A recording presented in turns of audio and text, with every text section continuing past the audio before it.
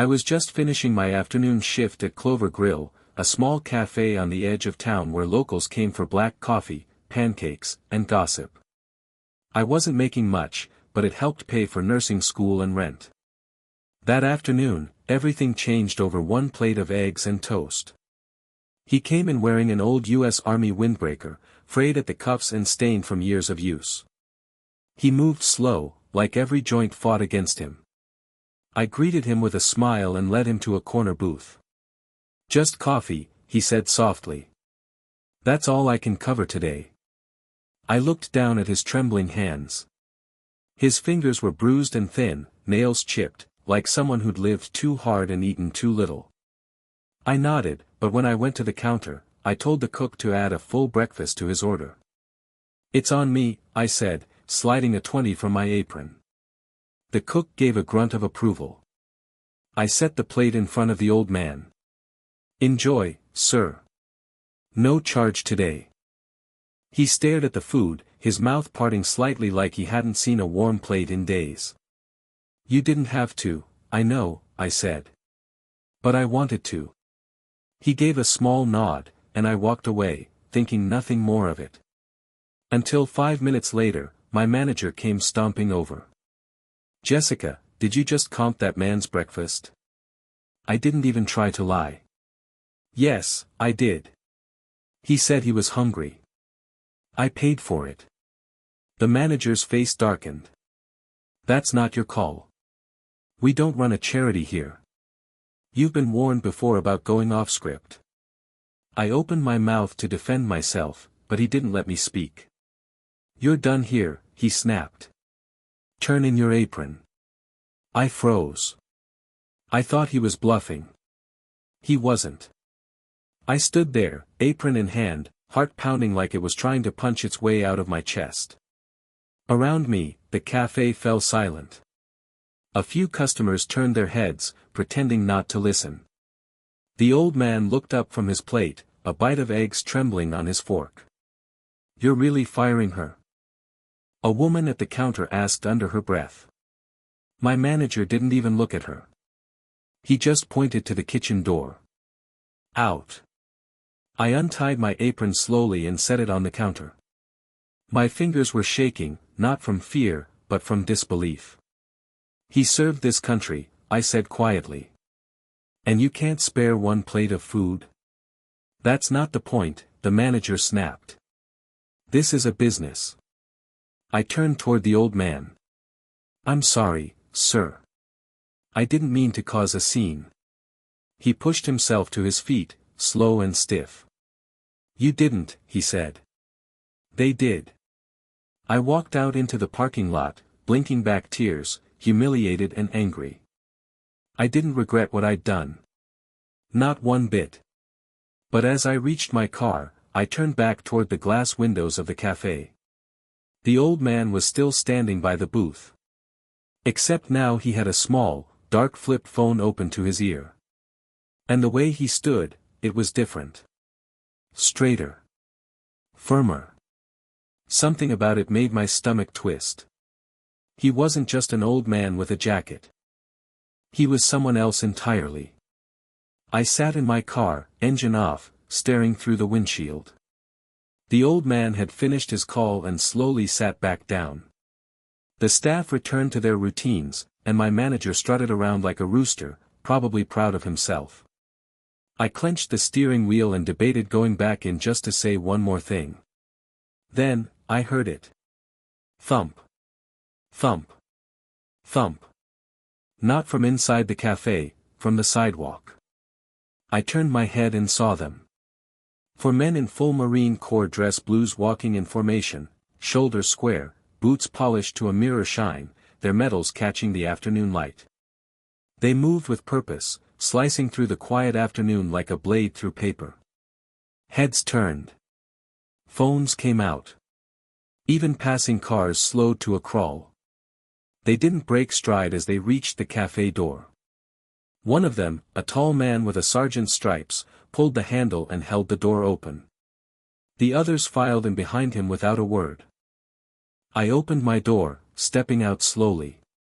Inside the cafe, time seemed to freeze. The 4 Marines stopped just inside the entrance. The sergeant scanned the room, eyes settling on the old man still sitting at the corner booth. He gave a crisp nod. "Sir," he said, voice sharp and respectful. "We received your call." The old man rose, slower this time.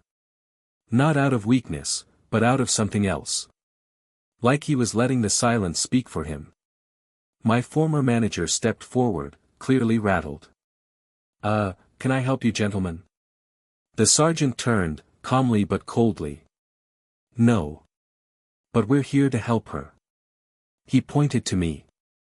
A hush fell like a curtain. I froze in the doorway, heart slamming against my ribs.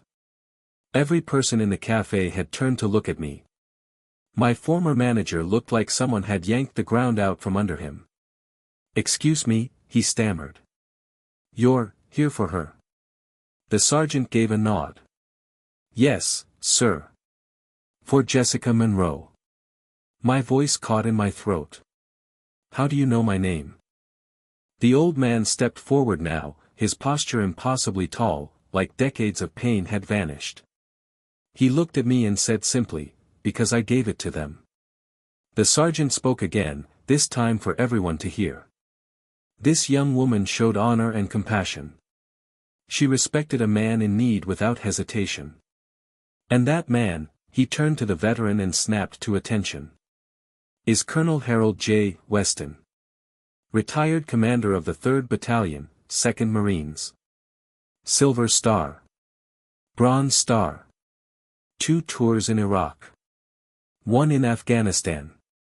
Gasps rippled across the room. My manager's mouth dropped open. Someone near the back muttered, "Oh my God."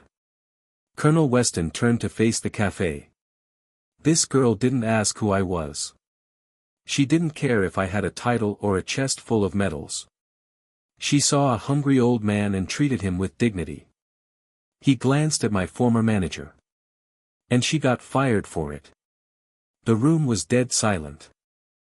That's when the sergeant stepped closer to my manager and added, "That's going in our report to the American Legion, the press, and every veterans group we know. Starting today." My former boss turned pale. My manager's face lost all color.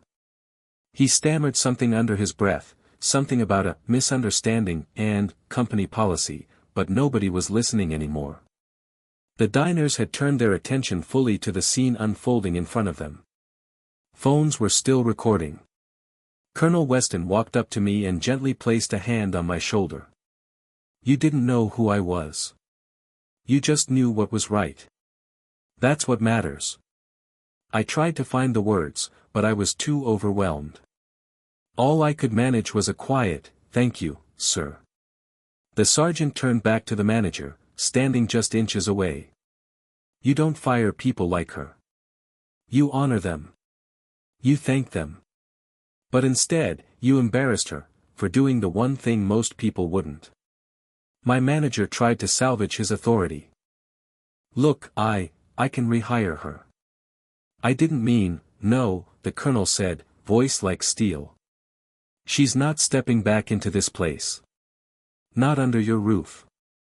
Then he turned to me and smiled faintly. "You're coming with us." Where?" I asked, blinking. He looked back at the Marines. "We've got a friend opening a spot at a military support center cafe down the road. It's veteran-run, veteran-owned, and we could use someone like you, someone with heart. Starting pays better. Hours too. And you'll be serving people who truly value what you bring." I felt my breath catch. I looked at the Marines. Then at the people in the cafe. Then at my former boss, who now looked like a ghost standing behind the counter. I took a breath. Then I smiled. I'd love that. The cafe door swung open as I stepped out, the 4 Marines falling in beside me like I was one of their own. Colonel Weston stayed behind for a moment, pausing by the register. "I'll be covering her last shift," he said to my stunned manager, laying down a few crisp bills. "But you won't be covering this up." He gave a final nod and walked out, calm as ever. Outside, the sun had dipped just enough to cast long golden shadows across the pavement. I stood beside the colonel and the Marines, still in disbelief at what had just happened. People passing by slowed to watch, some clapping softly, others just nodding with respect. One elderly woman wiped her eyes. Colonel Weston turned to me. "Jessica, don't ever lose that instinct. The world has too many people chasing rules and too few standing up for what's right." I nodded, finally finding the strength to speak. "I was just trying to help." He gave me a proud smile. "Exactly." A black SUV pulled up. The Marine in the passenger seat hopped out and opened the door for me like I was someone important. I stepped in, still a little shaken, but proud. As we pulled away from the cafe, I glanced back once more. The manager was standing in the doorway, still pale, still speechless. And the cafe? It suddenly looked smaller than it ever had before. The next morning, I woke to over 100 missed notifications. The videos from the cafe had gone viral. Clips of the Marines marching in, the moment the sergeant pointed at me, the stunned silence as Colonel Weston revealed his name, it was everywhere. Twitter, TikTok, Facebook, even local news. Strangers were calling me brave. Veterans were sharing the clip with words like, "Honor still lives." By noon, the cafe had shut down its comments online. Their Yelp page was swamped with one-star reviews, all echoing the same message: "You fired the wrong person. Jessica Monroe is a hero. You disrespected a decorated colonel and the kindness of a good heart." Meanwhile, the veteran cafe Colonel Weston mentioned. They called to say my uniform shirt was ready. They'd embroidered my name on the chest. I showed up for my first shift in shock at how different everything felt. The crew stood to shake my hand. Customers greeted me like I was family. And taped to the wall above the register was a photo, the 5 of us walking out of that old cafe, side by side. Beneath it was a handwritten sign: "Character is not shown in titles. It's shown in choices." And that's when I realized, losing that job wasn't the end of anything. It was the beginning of everything. A week into my new job at the veteran-run cafe, I found an envelope in my mailbox. No return address. Just my name in careful handwriting. Inside was a single sheet of paper, and a small silver pin shaped like an eagle, globe, and anchor, the emblem of the United States Marine Corps. The letter read, "Jessica, some people salute the flag when the cameras are on. Some stand for what it means when no one's watching. You did the latter. That's rare. What you did for Colonel Weston wasn't just a meal. It was a reminder to all of us, those who've served, those who still serve, and those who sometimes feel forgotten, that kindness is louder than rank. You'll never wear a uniform like we did. But make no mistake, you've earned our respect. Semper Fidelis." A friend in the Corps. I held the pin in my palm for a long time, eyes stinging. It wasn't about the recognition. It never was.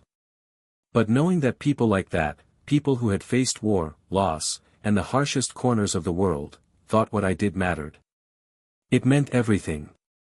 I wore that pin tucked just inside my new apron. Not for the world to see. Just for me to remember. That sometimes, doing the right thing does get noticed. And sometimes, one small act can echo far beyond a single cafe. 2 months later, something happened I didn't expect. Colonel Weston returned.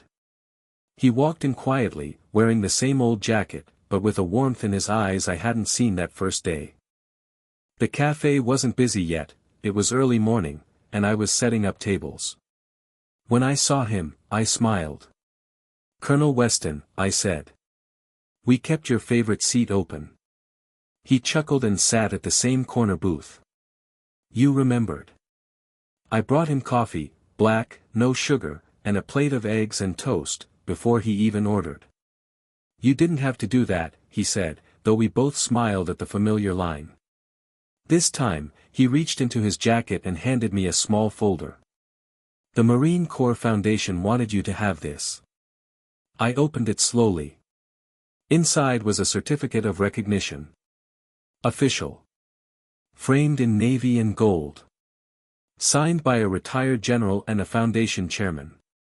It read, "For displaying courage, compassion, and unwavering moral judgment in the face of adversity, Jessica Monroe is hereby recognized as an honorary friend of the Corps."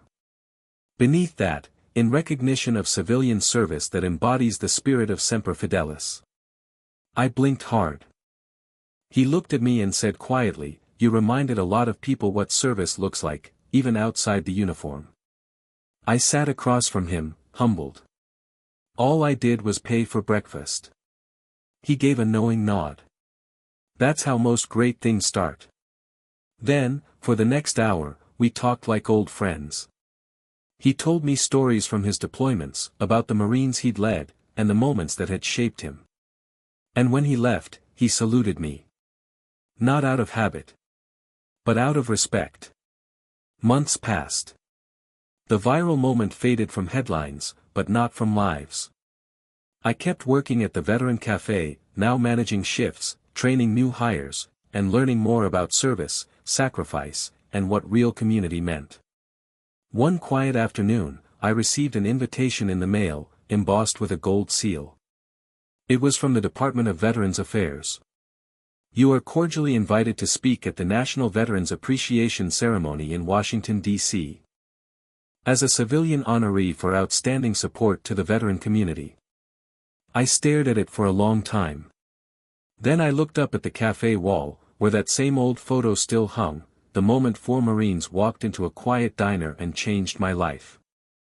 Colonel Weston went with me. He stood proudly off stage while I told my story, not just about the breakfast, or the firing, or the moment the Marines marched in, but about why I did it. I wasn't trying to make a statement, I told the crowd. I just didn't want someone to feel invisible. When I stepped down from the podium, the crowd gave me a standing ovation. But what I remember most happened after. A young soldier in uniform approached me, tears in his eyes. "My granddad was in a similar spot once," he said. "No one helped him. I think he'd be proud of what you did." I shook his hand and whispered, "He matters." They all do. Back in town, things settled into rhythm. But every once in a while, someone still walked into the cafe and said, "Are you the one from the story?" And I'd smile, pour them coffee, and say, that was just the beginning. Because the truth is, one meal started it. 4 Marines amplified it. And kindness. Kindness carried it all the way home.